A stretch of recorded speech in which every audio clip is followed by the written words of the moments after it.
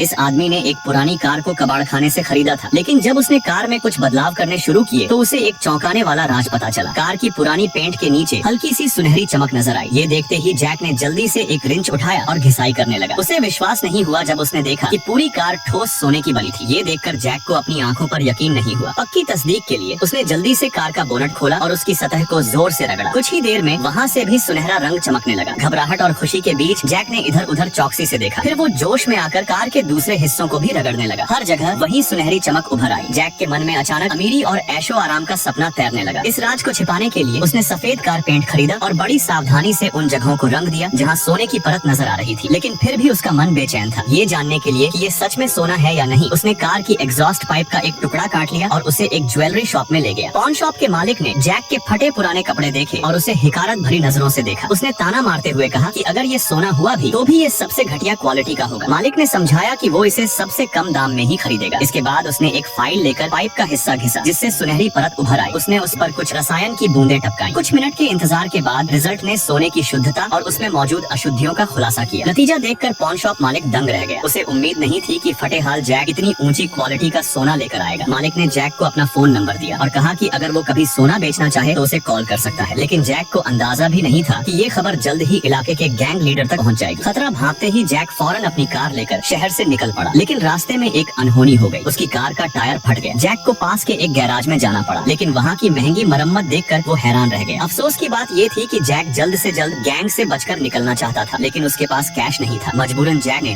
अपनी कार के exhaust pipe का सुनहरी टुकड़ा देकर मरम्मत का खर्च चुकाने की पेशकश की। शुरुआत में गैराज मालिक टॉम को यकीन नहीं हुआ, लेकिन जब उसने सोने की जांच करवाई तो उसे यकीन हो गया कि ये असली सोना है। इसके बाद टॉम ने जानबूझकर जैक को किनारे बैठने को कहा। इस दौरान उसने अपने स्टाफ को कार को वर्कशॉप के अंदर ले जाने का आदेश दिया। मैकेनिक्स ने कार को ध्यान से चेक किया और जल्द ही उन्हें कार का राज पता चल गया। उनमें से एक ने फौरन टॉम को ये खबर दी। ये सुनते ही टॉम के चेहरे पर लालच भरी मुस्कान फैल गई।